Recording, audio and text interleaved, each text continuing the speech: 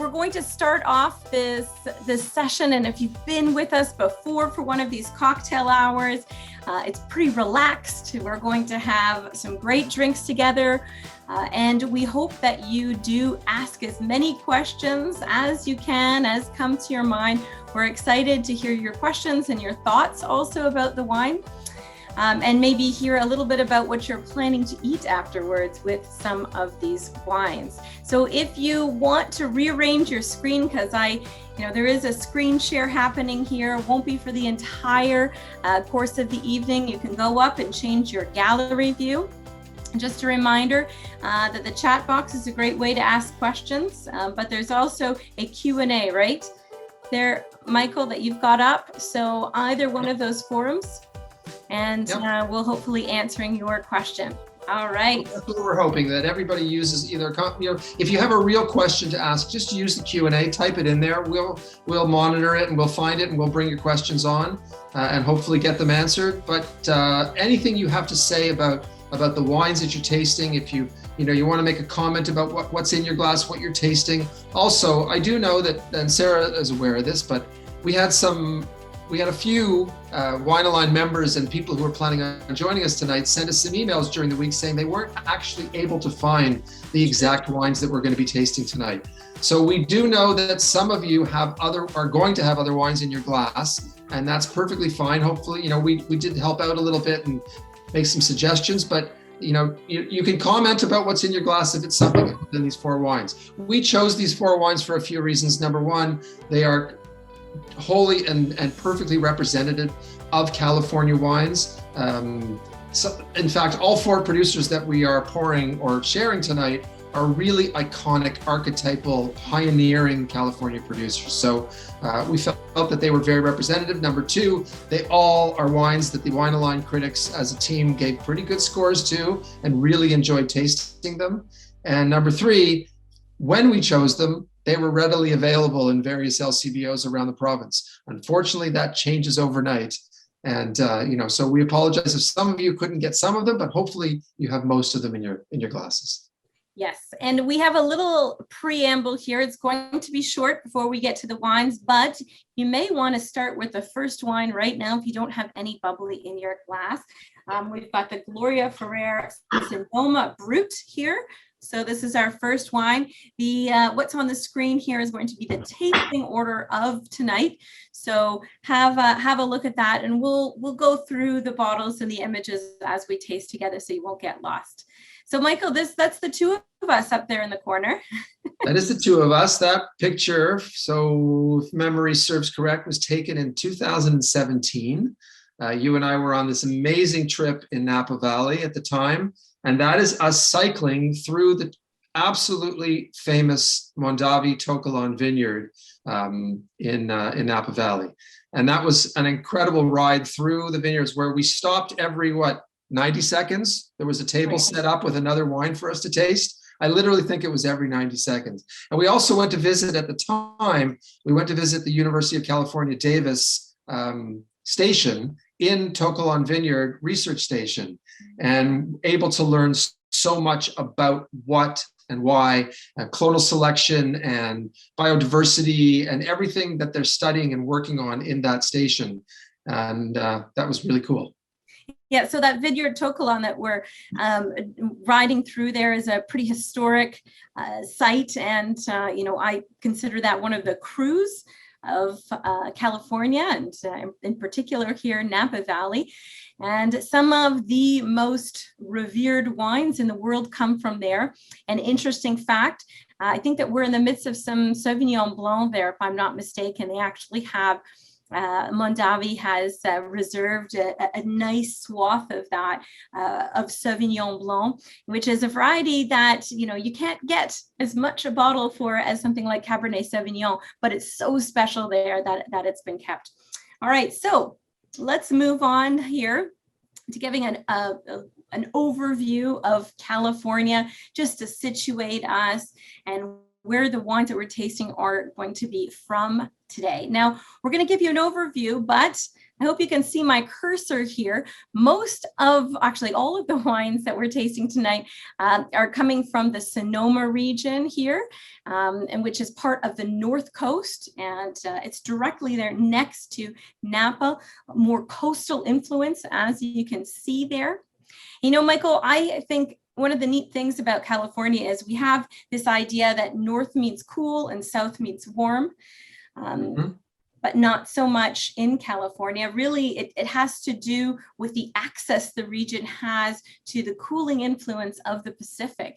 And that happens way down south, and as well as in certain areas in the central coastal area and up in the North Coast as well. Very true. And so, you know, basically you can look at the California wine growing regions as this area that starts at the bottom, really pretty much where Los Angeles is, and works its way up, you know, through places like through places like Santa Barbara, and then to the Santa Cruz Mountains, Paso Robles, and then you end up in the area that's closest to San Francisco, San Jose, that area, and you turn into the North Coast once you get north of those cities. And that's where Napa Valley and Sonoma, that everybody knows so well, Mendocino up there. So you have these, you know, you can break it down simply into these two areas, Los Angeles to San Francisco and then San Francisco north, but then you also have to consider regions, or appellations, I should say, American Viticultural Areas, AVAs as they're known, going inland. So you have coastal regions, you have inland regions, you have mountain regions, you have valley regions. They all play a major part. Major part. Yeah, and you know, this is a pretty long wine growing area. We're talking about 1,100 kilometers in length. And so there's quite a bit of diversity, not just in the growing days and the length of the growing days, even you'll get some difference from north to south.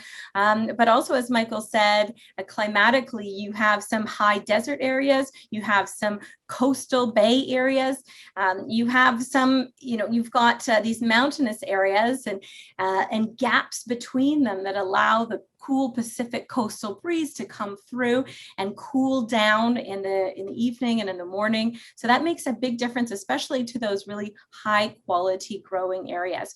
So to the left here, you'll just see this sort of breakdown, as Michael was really talking about the north and central coastal areas here, and then the further inland between the really, really far north, the Sierra foothills and the inland valleys. And then you've got at the very bottom, the Southern Californian regions, which are in and around Los Angeles, some really historic growing areas here back to the mission days in the 1700s. So let's look at some images here. Sarah, just before you go, there is a question. Someone wants to know if you could possibly post a link to the map. Yes.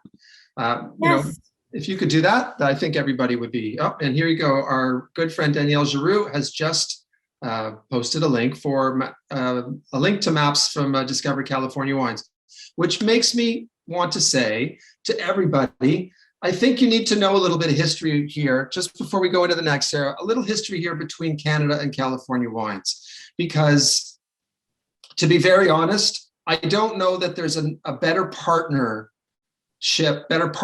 between a wine growing region anywhere in the world and Canada that goes back as deep and as far as us and California wines. You know, there was a single city event in Ottawa in 1980, and here we are 40 something years later, and the quote unquote California Wine Fair has rolled through many cities across Canada every April going back to 1980, essentially. And today, the two people who we mentioned before, really good friends of ours, Danielle Giroux, who's the director for California Wines of Canada, and Paula Oreskovich, who everybody should get to know if they can, because she's the most fun person that ever lived. She's the owner and chief excitement officer, CEO, at Energy Plus Communications. And we're hopefully going to bring them on for a few minutes a little bit later in this broadcast. So everybody, make sure you're anchored and you've got a seat, because the energy level will rise so fast when those two come on. But they are in charge of California Wines in Canada. And as I said, it goes back over 40 years. We are a very, very important market for California wines. Most definitely too. And, even with inflation, we still buy a lot of California wine here in Ontario. So let's have a look at some of these gorgeous images. Michael, I just want to get you to say a word about some of those beautiful cover crops there, that bright yellow mustard in Napa Valley. That's a great spot. So I think that was taken in Oakville, in Napa Valley. I was actually there with Paula, who I just mentioned, in February of 2016, I think is the year. And we were there late February, early March, and it was just, the weather was gorgeous. It had already turned warm. There had been plenty of rain earlier in the year that year. And even though another drought year ensued, but there was enough rain to bring out the Napa Valley mustard. So they plant this in between the vines as a cover crop, and it adds so much. I mean, aside from its beauty, obviously, what this does is it adds tons of nitrogen to the earth, and it also keeps down the rest of the weeds, and it keeps things you don't want to grow from rising up. And as I said, it's so beautiful to look at. We were there in prime Napa Valley mustard time, and it's everywhere. And it's just this blanket, especially on the valley floor, St. Helena, in Oakville, as I mentioned, in Rutherford. There's just mustard everywhere. It's beautiful. Now, you see something that looks quite lush. And Mark here is asking a question about the wildfires and the impact on the California wine industry.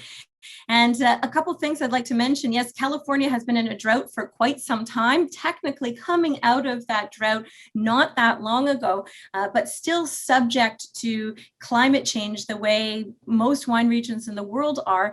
And one of those is erratic temperatures and erratic patterns.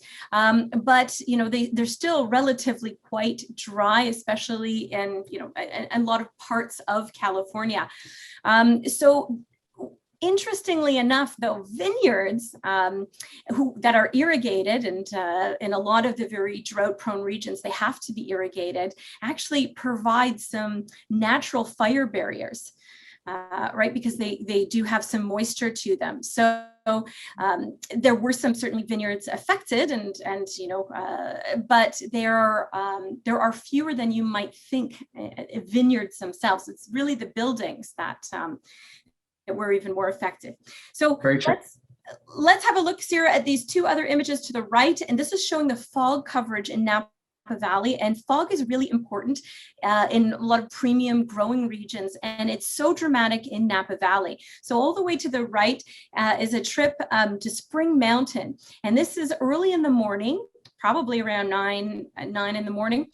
And you see how the cloud coverage coming in from the San Pablo Bay blankets the vineyards, and we're at quite a high altitude here, and it blankets the vineyards underneath. So it remains cool. These vineyards aren't exposed to the heat and the drying effect of the California sunshine here in the morning, and so you're able to slow the ripening and preserve some acidity.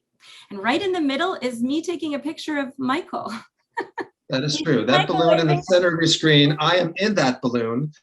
Sara and I both went up in hot air balloons, at different balloons. She took that picture of me, and that balloon I was in was being piloted by the owner of the company who'd been doing this for 35 years. And Sara watched in horror as out of nowhere, our balloon descended at a very rapid rate down towards the Sacramento River, splashed down. Literally, the balloon went a full foot into the river. Our feet got wet, and we were swooped back up.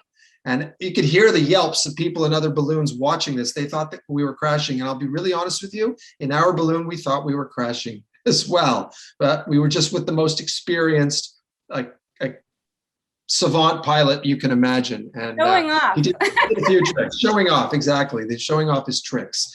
In the meantime, someone has asked us, Sara, if they should be drinking the first wine while we're chattering away.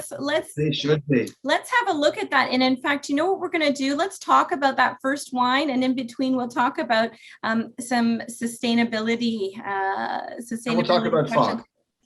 We've talked about fog a lot now. So let's get to some wine that's not so foggy, but definitely frothy, which is the Gloria for Brut. This is a non-vintage sparkling wine from Carneros. Now, where the heck is Carneros, Michael? Well, Carneros actually covers parts of Sonoma and also parts of Napa. It's the one AVA that is part Sonoma, part Napa. It's in the southernmost part of those appellations, very close to the San Francisco Bay, and it's one of the most diverse terroirs in all of California. There's no doubt about that.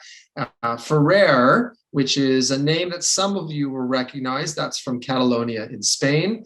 And I believe like 1980 or in the early 1980s, Jose Ferrer decided to come to California, and he chose Carneros as the place to make really the first, or set up the first sparkling winery in Carneros. And he was a Pinot Noir and Chardonnay freak. This was the idea, was to use the famous Champagne grapes that make the greatest sparkling wines in the world, plant them in Carneros, and the rest is really history, is it not? Yes, well, this is the same Ferrer family, right? That Freixenet, and also some great sparkling wine in Argentina. So this is, as it was a really innovative producer looking to make traditional method style wines outside of these classic European areas. And I think, really very, very successful, because this is a name that probably most of you who drink bubbles probably have encountered this wine before, this traditional method wine. And this has a really nice roundness about it, a richness about it. And part of the fact is that it has to do with the dosage. That's one of the reasons. So we've got a generous dosage here at 12.4, sort of verging, teetering there on being extra dry instead of the brut style here. But I think it's really well balanced. And I think that surprises a lot of people, Michael, that you can have a wine that has such great acidity from California, but Carneros would be the place where you would find. And that's, the things you can thank for that.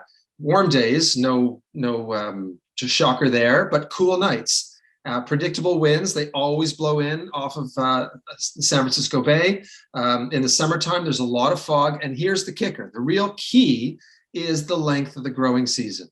And Sarah, I think you would agree with me that the greatest sparkling wines made anywhere in the world are the places where the growing season is longer than others. And the key to that is this diurnal temperature fluctuation between day and night. So every day ripeness is developing because of the warm days, and every night when it gets cold, literally it gets desert cold at night, the acidity is maintained.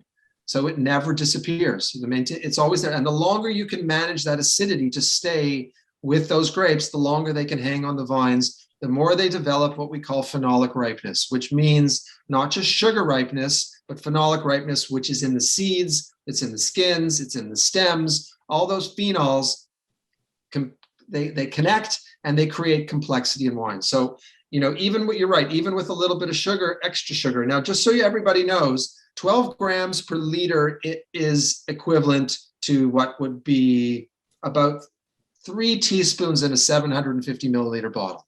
So when you're thinking about a wine like this, what do I pair it with? What do I eat with the wine? I mean, obviously it's sparkling wine. For the most part, people just think before dinner, cocktail hour, I'm just going to have a glass of sparkling wine. But still, you want to have some munchies, you want to have some nibbles with it. Think about the amount of sugar that's in that. So if it's 3 teaspoons for a whole bottle, you're just getting a very small amount per glass. Let's divide it by 5 or 6 glasses, whatever it is. It's a half a teaspoon in your glass. But it's that amount that's going to help you figure out what kind of food to pair it with. I think that's the number one thing that'll teach you that. That's right. And some people were asking about the dosage. Sorry, I mentioned it's 12.4 grams per liter, as was mentioned here. So, this is a historic estate here, and the first sparkling wine producer to set up shop in Carneros, which is now a really booming region for sparkling wine. And in fact, Gloria Ferrer Winery was established before the AVA of Carneros. I had to double check on that. Was given its status or its designation. So that's pretty neat here. You can be assured that they know what they're doing. They've got the wealth of experience. They also, for those that are sparkling wine geeks out there, they have really diversified their clonal selection. They've got about 17 different clones of Pinot and about 4 different clones of Chardonnay that they're using to make this wine. And the idea is that clonal diversity will add to the complexity of the wine. And that's the thinking behind it. And they worked in the late 80s with UC Davis in California to come up with the best clones for this area of Pinot Noir and Chardonnay. So as Michael was saying, real geeks in that respect when you're talking about you're talking about Pinot and Chardonnay. And on the topic of Chardonnay, let's talk about this, and then we'll go back and talk a little bit about sustainability. What do you think, Michael? Well, I think the last thing about this is that they have 3 main non-vintage sparkling wines that they make. A Blanc de Blanc, which is made from Chardonnay, a Blanc de Noir made from Pinot Noir, and this Brut, which is a combination of the 2, although they choose for the most part for it to be mostly Pinot Noir. I think this particular is 88% Pinot and 12% Chardonnay. So it's much closer to a Blanc de Noir than it is a Blanc de Blanc, obviously.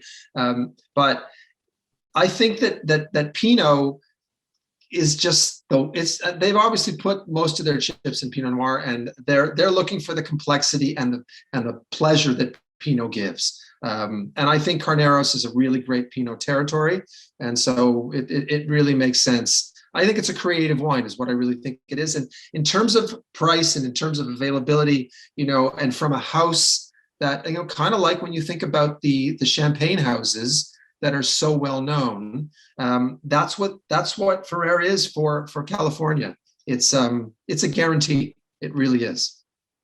Yeah, definitely. And I think that we've found, at least in our scoring, quite a bit of consistency in those wines, which is great.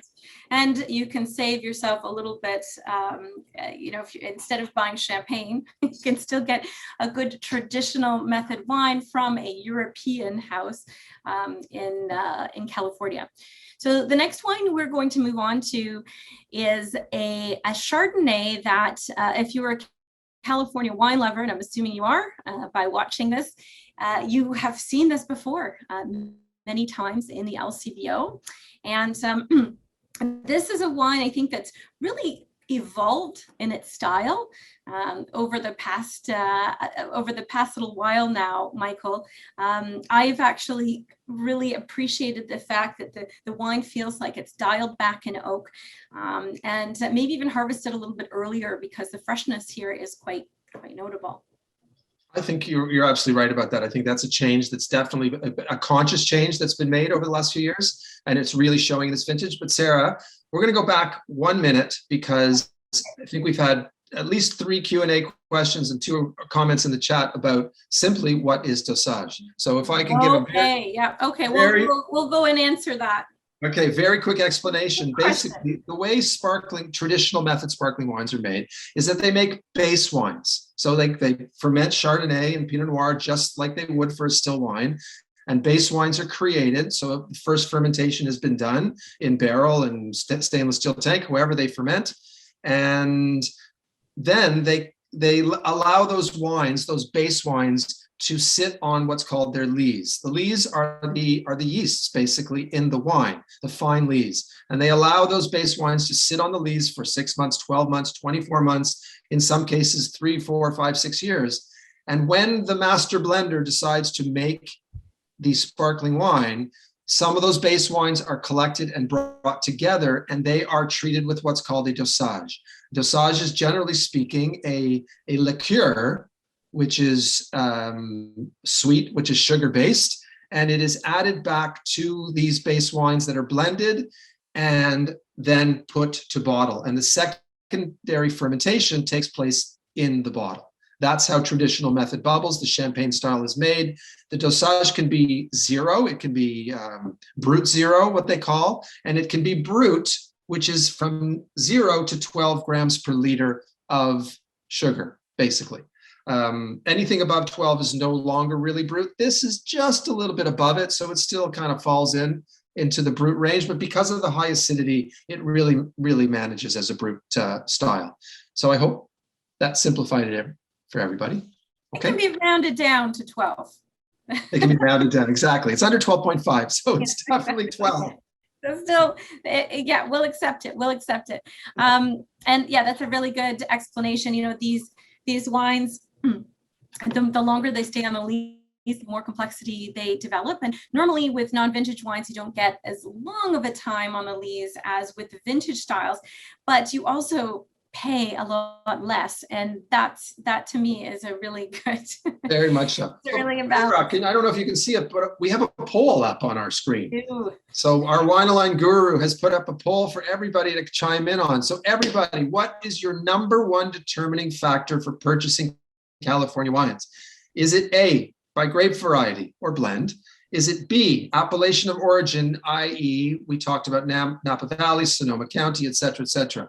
Is it price? Or number 4, is it, of course, the Wine critics' recommendations? What's your number one determining factor? What's the real reason why you choose which California wine you buy? If everybody can vote, it'll be really interesting to see what we come up with here.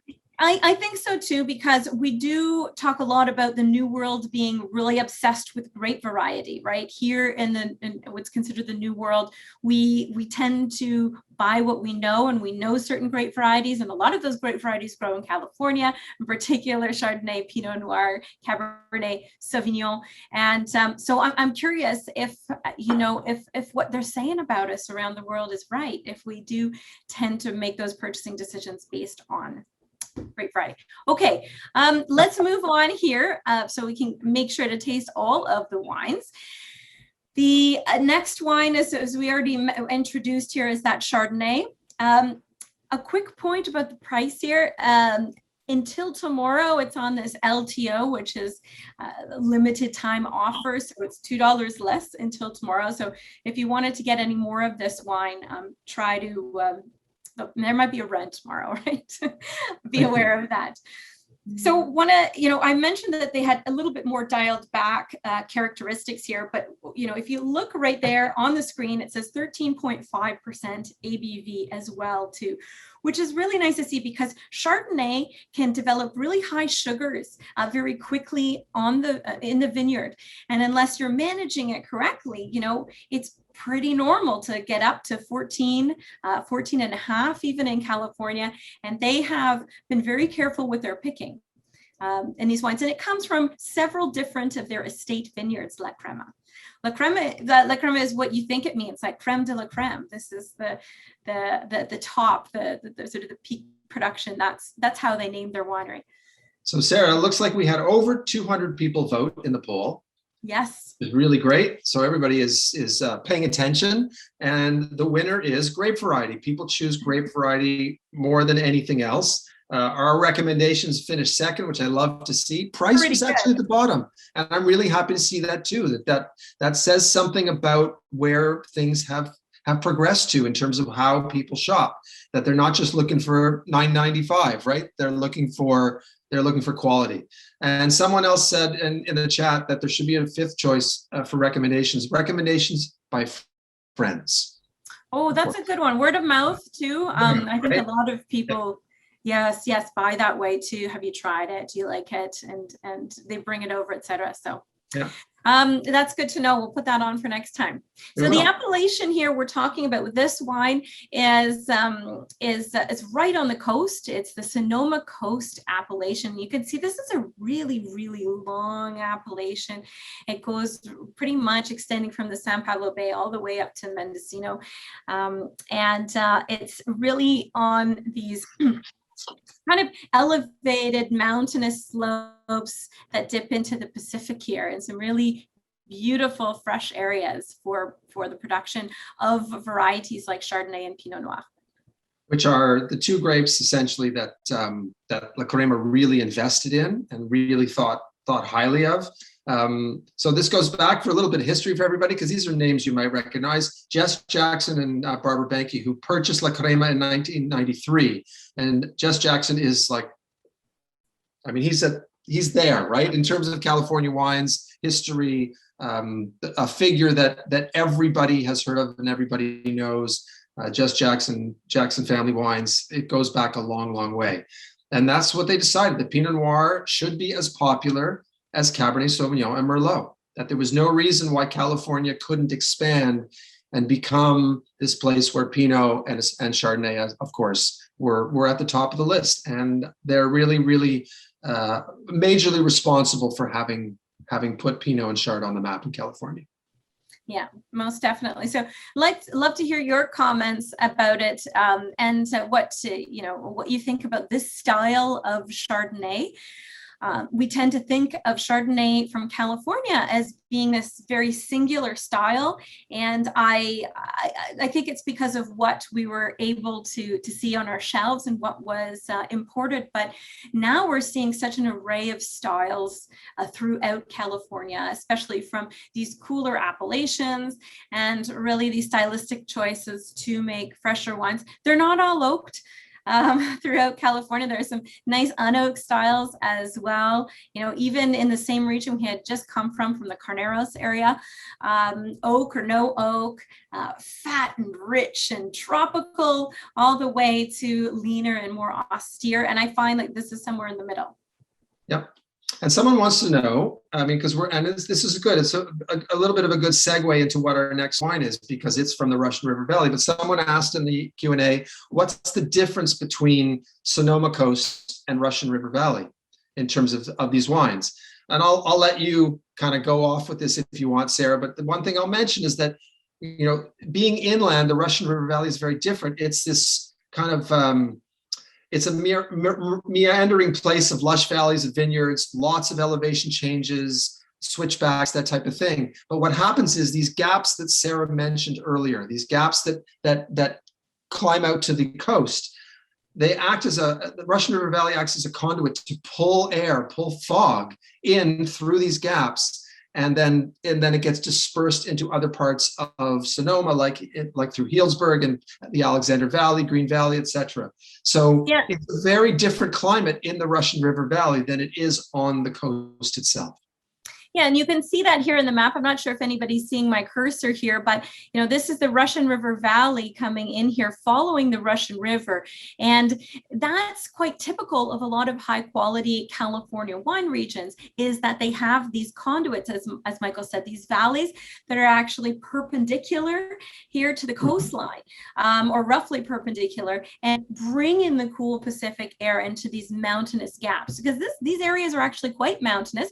And here you have actually these coastal mountains that have to be penetrated, right? And in these gaps that you see, you do get cooler air in order to be able to produce wine, because in some ways, these areas could be too warm to produce wine otherwise. And that's quite important. Another thing about Sonoma Valley is that it is, as you said, meandering. It's quite disparate, and it's very large. It's a large region compared to Napa Valley, which is actually quite small, contained, and tight. Whereas this one really is a lot of rolling hills. You have to drive a lot further to get anywhere. And there's going to be a significant difference inland here in the Russian River Valley from the coastal breezes here. So, you find different grape varieties here too, right? We're talking about a lot of Chardonnay in particular, and Pinot Noir, but you can actually although they grow a lot of Chardonnay and Pinot Noir in the Russian River, they tend to be a little bit riper style, and you can even have other varieties grown in there that are a little bit later ripening. So let's have a look. Here's a nice sunset image there in the Russian River Valley. And you can see these kind of flat plains at the base of the valley. And they look flat, but some of them are actually up on slopes. So it varies. You even have within the valley, you have those that are have a little bit more sloping aspects and get different sunlight exposure. So there's quite a bit of diversity within the valley itself, as well as, because as you can see here from the river, it does meander, and that valley does follow suit. So let's talk about Rodney Strong Russian River Pinot. You might be in the mood for red now. Yeah, I am always in the mood for a little change, right? Always in the mood for change. But just before we do that, the one thing that everybody should really know about these areas is they're places of what we would call natural air conditioning.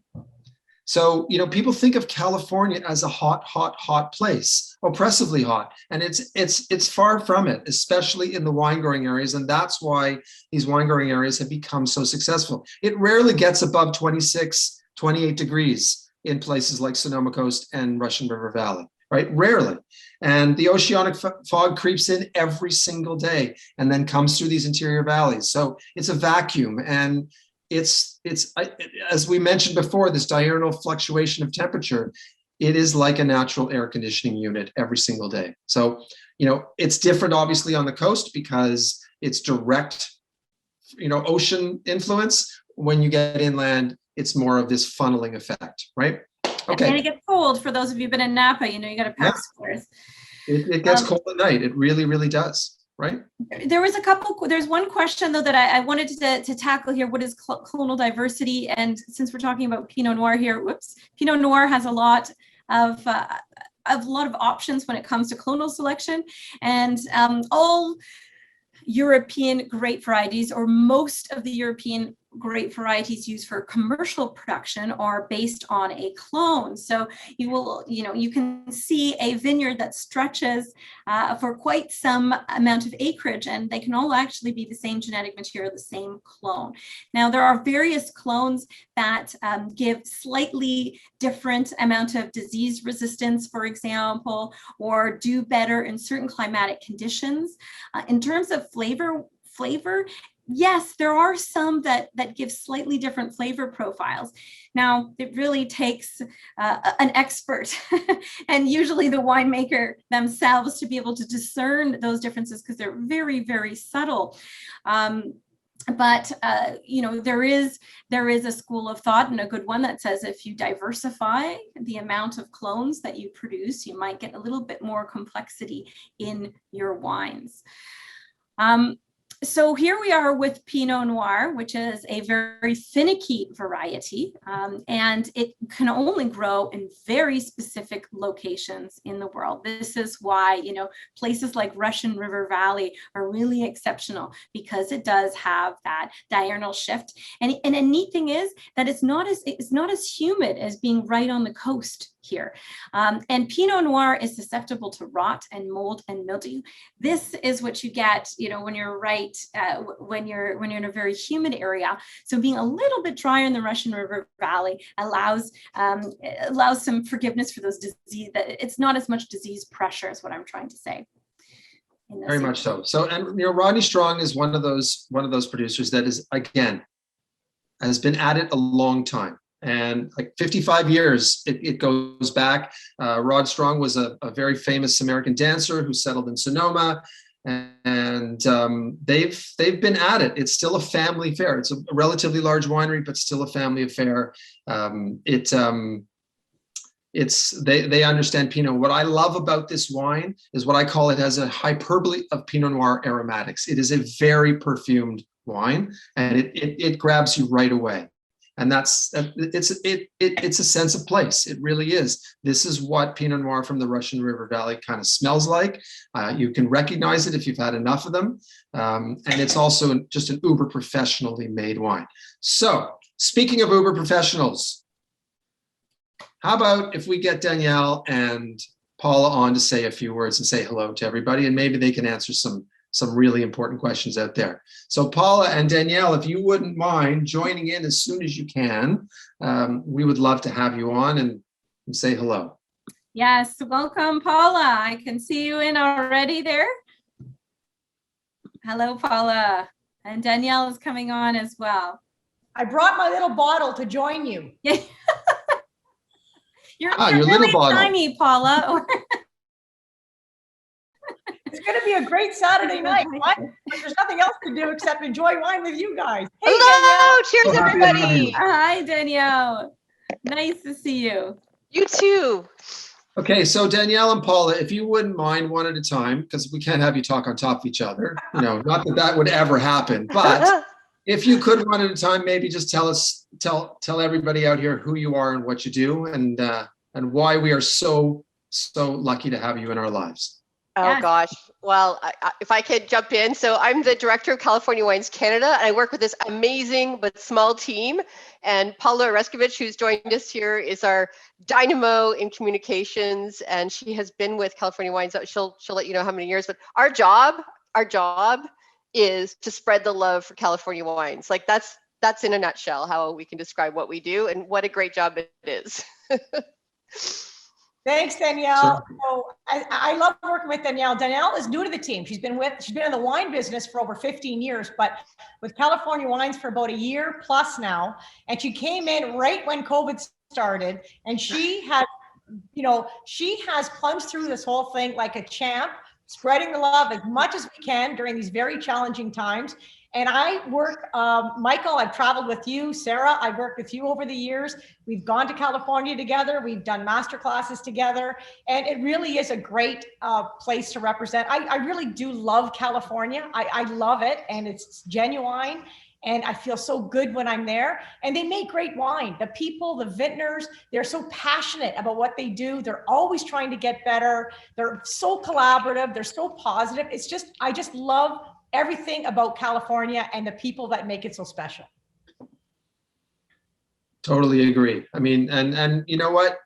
Traveling there obviously makes a big difference. You know, when you go to the source and you break bread and you share a glass with the people who are responsible for this, it obviously changes everything you feel about a place. I would love to know how many people have visited California wine country that are watching today. Is there like a hand raising or a poll we can do?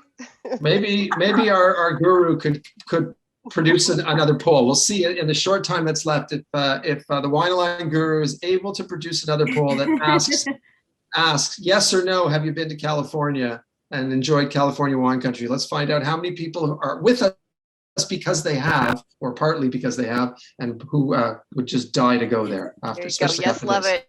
There's 3 times from some bucket list. Oh, you got to go. There you go. And you know, Michael and Sara, you started this whole webinar showing that photo of you wearing bicycle helmets and saying that you stopped every 90 seconds. And one of my fondest memories of California was many years ago. I went with my husband, and at the time we were like, let's stay in Calistoga. It's not as like expensive as Napa, and we still wanted luxury, but we ended up in this motel. It's the only way I could describe it. It's like a 1950s motel. And we went cycling, and we cycled it's so perfect, your topic this evening. We cycled through Dry Creek and Alexander Valleys. Amazing. I got miserably lost. And thankfully that evening, I discovered that our pool was filled with Calistoga natural hot spring medicinal water. So it just saved my bacon. Perfect. It's so beautiful. And you're right about the rolling hills. And that's what you see when you're in that area. Yeah. Look at that. There you go. There's your poll. Have you been to California wine country? Yes or not yet? It's on my bucket list. Let's see. Fantastic. So Danielle and Paula, one of the things that is so wonderful about California is that it's always changing and developing. Right now, there's a lot of flux happening. In fact, it's a whole rebranding. It's April, which is California Wine Month here in Canada. So there's a lot of events happening as well, and you've adapted very well to all the pressure of COVID lockdowns and making these events virtual, which I cannot imagine is an easy thing to do. But, you know, I've been working on this capstone project, so I just wanted a little plug about it, which is great, which is a new education certification program. And a lot of it's geared towards trade, but, you know, the entry levels that have come out, the first and second level, these are very doable for consumers as well, too. So you might want to check out Capstone California, but also the website as well has a lot of new tools and information that I think are great for consumers and trade alike. Well, you're right. California is always changing, Michael and Sara, and that's why people tend to visit it more than once, because you go there one year and then you go back a year or two later, there's more wineries. Also, it's next generation, right? Like a lot of these wineries are family owned. So they get passed to their children, and now the children are taking the torch. and they're taking over and developing their own style. And it's exciting to see these wineries that have been around continue to be around, hence the passion for sustainability, so that their children and their children's children can continue. That's very important in California. Yep, and we have I'm two-thirds so of glad you the mentioned pool. that, Paula. Like,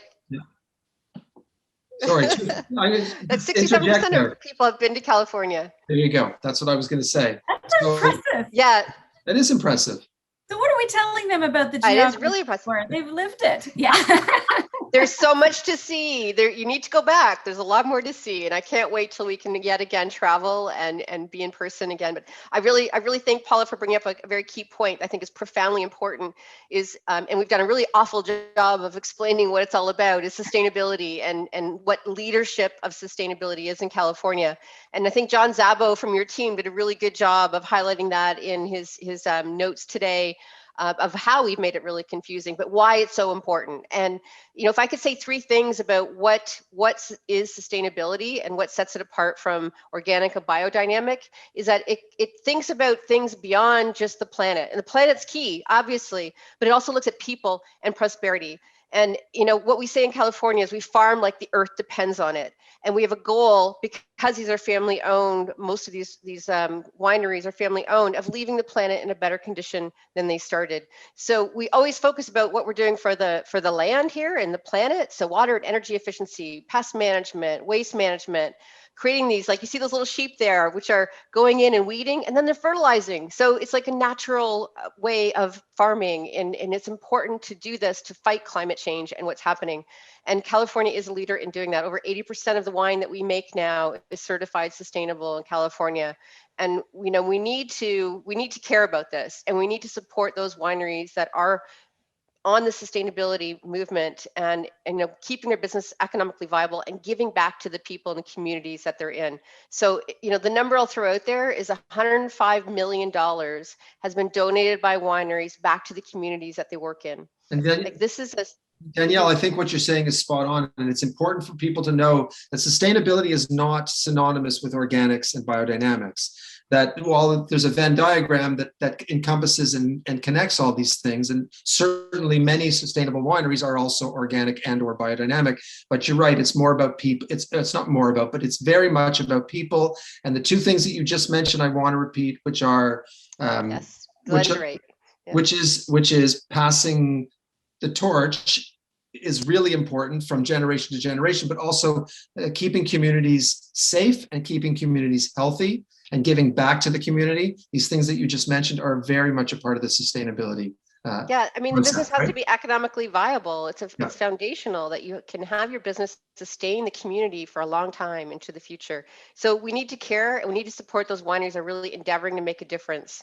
So thank you to those who have listened to my soapbox on sustainability, but I really am passionate about it.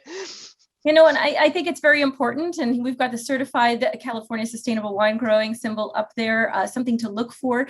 And what all of you have mentioned is that the breadth for environmental protection is a little bit different, is broader with sustainable wine growing. As you said, it does involve these fair and equitable practices within the community as well too, which are not standards that you see in organics, but they're with these 80% of wineries practicing in this way. It's not only economically sustainable for them, because it does make for a better future and an easier future. So, you're giving back in so many ways. Paula and Danielle, can we get you to answer these two questions that are up? Sure. Get one of you to answer the question. Well, Danielle, this one's for you. Someone wants to know, what's that scene behind you? So that would be vineyards in Napa, and we're looking west, and the sun is setting. Beautiful. It's okay, gorgeous. and Paula, Yes. maybe you could answer this. I mean, we don't need to get into details, but just to give someone an idea. Someone wants to know, do you have a recommended itinerary for visiting California wine country? And I absolutely do. I mean, I would love to chat with them. So maybe, Michael, you could give them my email and I can help put together a nice little itinerary for them. Happy to do that. So okay. Maybe you could send them they could DM me or something, like you let me know, but I'm happy to help them. We'll ask our wizard behind the scenes there to help make that happen. Yeah. But Michael and Sarah, I do have to say that I love the Wine Align folks on this session today. They are so great. Like, they're so knowledgeable. Amazing. They're traveling to California. They're loving Santa Barbara Pinot. They're heading off to San Luis Obispo. They've lived in San Francisco. Like, what a great crowd. So I want to give a toast to the Wine Align team and all of the people on this fantastic session, because they're California fans. So I'm raising my glass to them. Thank you for being Thank fans. you. Thank you, Paula and Danielle. We're so Absolutely. happy Thank that you were you. able to join us. Thank you for having us. We got to Back get to the on. We got wines. to They finish want to this taste wine. the wines. But thank you very much for coming on. We really appreciate having you take the time to do this with us and let everybody know what is really important to know and to really push that message across. So cheers to you all. Cheers. Thank you. Thank you. Thanks everyone for being part of this. Have fun. Hope to see you really soon. See you soon. Cheers. Well, there was one question before we move on, because we're on the sustainable topic, from David and Carol. Did the Demeter and organic USDA organic symbols appear on the labels of some of the wine? Yes, they do, and so does certified sustainable. It's important, you know, that these wineries are certified. It doesn't, there's no way to tell or to judge what they're doing exactly if they're not certified. But as you can see here, 80% of wines made in California now are certified sustainable. So that's, that you will see that information on the label. All right, so let's move on here. We had a question about tasting notes though for the Pinot Noir, or some comments on this particular Pinot Noir. What did you think, Michael? Oh, I was actually kind of blown away by this wine. I thought the vintage was beautiful, and I want to let everybody know that there is a lovely smokiness about it. But I don't want people to think that smoke has anything to do with that. It really doesn't have anything to do with it. It's just it's obviously partly wood influenced. It's also a Russian River Valley kind of thing. It's not even smoke to me. It's like a smolder. It sucks you in. Smolder, yes. Yeah, smolder as opposed to smoke. And that's fog influence, and that's that diurnal fluctuation in temperature that we're talking about. So a little bit of acidity. There's some really good sweet fruit here, dark berry fruit, but it's a really well balanced wine. I don't think anybody would argue that. Yeah, no, and Ronnie Strong does have a very good barrel program, and you can tell here it is an important part of the wines that they produce, and a lot of the wines that they produce. And this influence is certainly apparent, but it's nicely integrated as well too. And this is a little bit more powerful style of Pinot Noir here. We can see it has slightly more alcohol and some warmth, but it's still very well managed. But this is I think a much more typical New World, in particular Russian River Valley Sonoma style. Yep. Right. Okay, shall we move on to our fourth wine? I'm going to say one last thing, actually, just before that. We have an Ontario winemaker, Ed Madronich, who's from Flat Rock Cellars, who's made a couple of comments. And someone asked about what does clones have to do with anything? Like, or what's the influence of clones on making Pinot Noir? And what Ed has so succinctly pointed out, that there's two major things. It's planting clones of a grape variety that are more resistant to disease in the place where you plant it, and also it will bring about complexity in your wines. It's important to match clones to your terroir. It's really, it's not that simple, but that's what it's about. It's not just a question of planting Pinot Noir, it's knowing which Pinot Noir clone from where in the world that comes from that suits your terroir. Yes, and which is why at Gloria Ferrera, they worked so hard initially in the late 80s to try to determine the best sites for these particular clones and what would work well. And they ended up with 17 of them now in various sites. So so we're going a little bit now further, and I had a map here to show you. You see where we are with the Russian River Valley. We're going a little bit further north now. We're going into this valley that is parallel with the coast here, Dry Creek Valley, and it's just north of Healdsburg. So, even a little bit further north than Dry Creek, and these areas do overlap, right, is the Rockpile AVA, which is, I think we might have visited this together. I can't remember if we did or not, but this is an area that you'll talk about a bit about this, Michael, about the fault line that's situated here, and there are several appellations within California that are perched on fault lines or are very close to them. So I did take that picture, Sarah, of the Rockpile AVA. So if you're looking, that picture is looking down into the valley. Lake Sonoma is down below, and that's Sonoma County down below, or Sonoma Valley. And behind would be you can't see it in this picture, but behind is the fault line that runs right through the vineyard. And yes, we're talking about Zinfandel vineyards, old vine, heritage vine Zinfandel vineyards that are planted right along an earthquake fault line on a very steep slope. It's very precarious farming, very steep. And as such, the combination of this dramatic farming terroir and old vines creates these rich, unctuous, absolutely complex Zinfandels. Yeah, exactly. And, there are not just one part of California that certainly is synonymous with Zinfandel, but Dry Creek is certainly one of those areas that you would look for quality Zinfandel.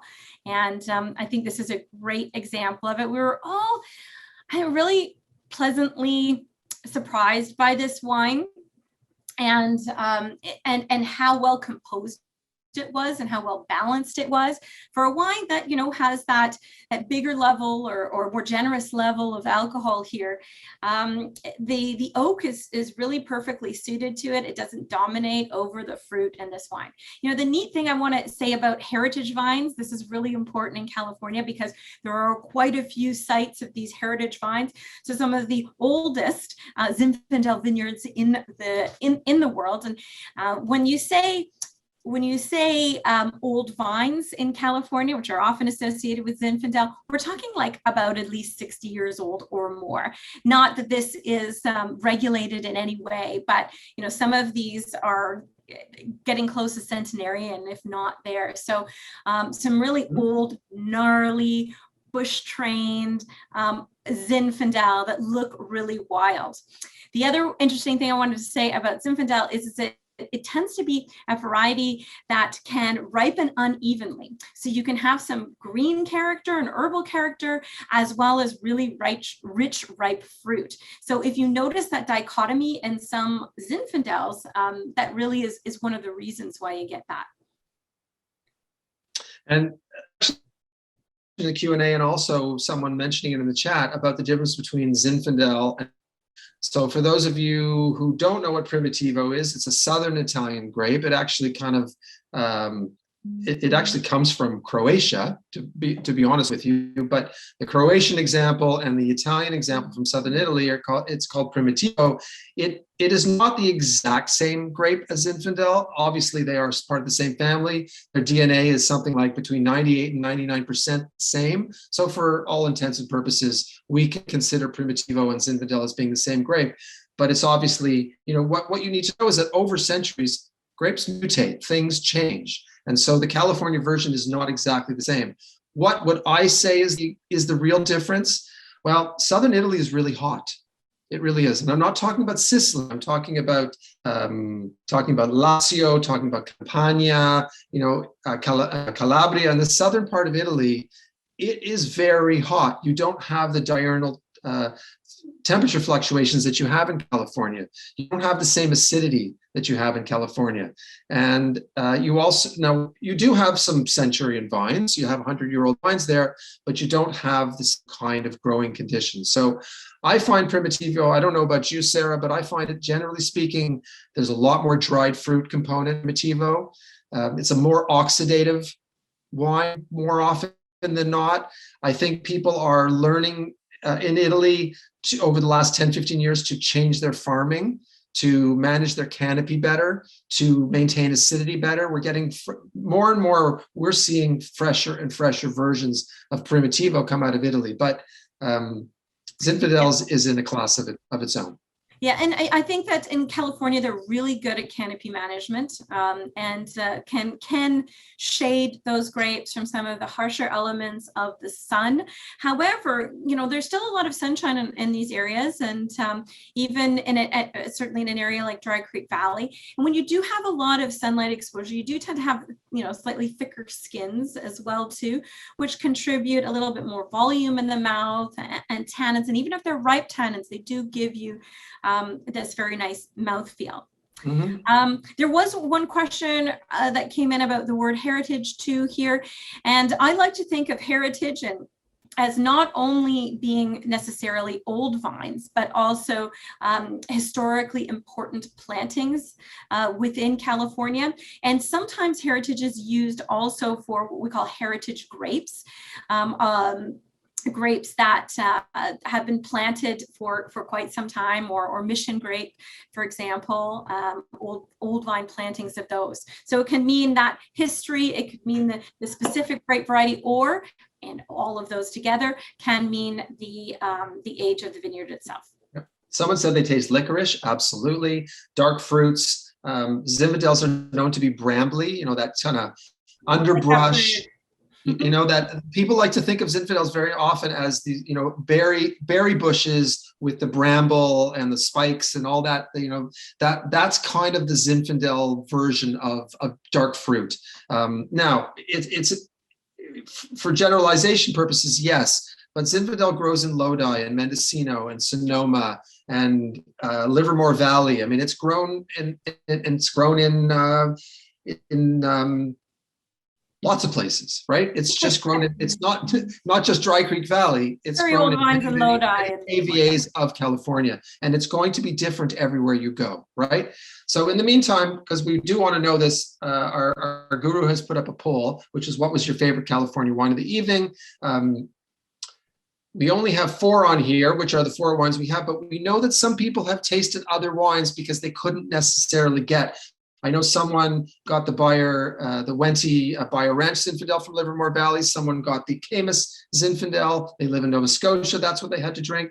So not necessarily you're going to answer this question. So if you want to say what your favorite was by putting it in the chat, let us know. Otherwise, answer the poll and let us know what was your favorite. Okay. Yeah, right. And there's some vintage differences too. I think somebody had a 2016 version of this wine versus the 2018, which might be a good time. We're going to wrap this up just in a couple minutes. But how does Zinfandel age? I think that's a good question because we think of varieties like Cabernet Sauvignon that we know well from California that have great ageability structure. They're both oftentimes high in acid, or at least moderate in acid, and high in tannins, which are 2 important pillars, as well as high in alcohol, which gives it even more longevity. But these wines have a little bit more supple tannin than do Cabernet Sauvignon. So if you're drinking something from 2016, it could very well be at its peak now, right, Michael? Oh, very much so. But that said, I've been very lucky. I've actually bought Zinfandels over the years and stored them in my cellar, and I've had incredible fortune from 10, 12, 15, even 18 to 20 years later. Some of my favorite producers, Ravenswood, Lytton Springs, Dry Creek Vineyard is absolutely up there in that list. Orange Swift, I can go on and on and on, but there are many producers who make Zinfandel. And Zinfandel, this is where I'm going to go with this, Sarah, okay? You like really old wines though too. There's something, you have a penchant for those, yeah. I do. It's true. I like all wines. But okay, so our poll is telling us it is really split, but the Pinot and the Zin make up about 60% of the favorites, followed by the Chard and then the sparkling wine. So what I was going to say is there's certain wines, and California Zinfandel, when made really well, is one of those wines that right when you taste it, when it's young, it has this precociousness to it, or it has this feeling that it's already developed. It's already gotten to a secondary place. It's already gotten to this place where it's telling you who it is and what it is. And yet it can stay in that place for a decade or more. And as I said, even up to 2 decades. And it changes so slowly from that initial reaction that you get from it to what it eventually becomes. It can be that long before it falls or before it travels away from its original fruit and into that tertiary time. So Zinfandel is one of those grapes that not a ton of people love it young because it can be so big and burly and heavy, but boy, does it often develop this just beautiful subtlety over time and become a really beautiful wine. It does. It certainly does. And we're going to have to wrap this up now, but maybe with the last question here. There's so many questions that we can answer. One of them is food pairing, and we haven't talked a lot about food pairing yet. So Michael, maybe we'll each pick a wine where a food pairing option kind of leaped out to us here for the wine. Now, it's getting to be barbecue season right now, and smoky barbecue is a really tough food to pair with a lot of wine, but Michael is an expert at this with his work at Bark. Michael, is there any barbecue item that you think might work well with one of these wines in particular that you want to share? Funny that you say that, Sarah. And you know what? I was not going to go into a shameless plug. It really was not. I had no intention of going that route, but I will tell you that in the times that we've been in, and yes, I am the wine director at Bark Smokehouse in Toronto, but I've spent almost no time there in the last 14 months after 10 years of being there almost on a daily basis. And I did stop in yesterday afternoon to say hello to my favorite people. And I happened to take a little bit of a doggy bag home with me, curbside pickup. So as we speak, my 22-year-old son has 3 racks of ribs and a couple of pounds of smoked chicken wings in the oven as we speak. We actually ate the brisket last night, but the rest of it is in the oven as we speak. And I wish that Zoom could do smell-o-vision or smell of whatever you call it, because the house just smells like barbecue right now. And so this Zinfandel, and actually the Pinot is I don't know that any of these wines aren't going to pair really well with it. These are the types of wines actually that we sell there. California wines like this, Chardonnay that has a little bit of barrel on it, but is really clean and fresh and has high acid. Number one, high acid works with barbecue, number one. And all of these wines have good acidity, so they'll all go well with barbecue, but Zinfandel is a classic combination. Yeah. What about you, Sarah? What are you going to pair with any of these wines tonight? You know what? Despite my really weird craving right now for some hot buttered popcorn with this Gloria Ferrer, which is my favorite pairing with sparkling wine, especially when I don't have oysters at the ready.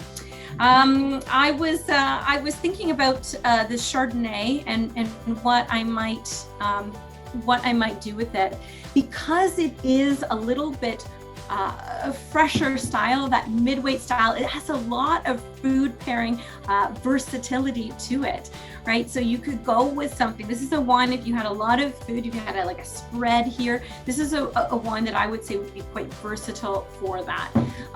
Anything from buttered lobster and crab, these are things that because I'm really hungry right now for something very expensive.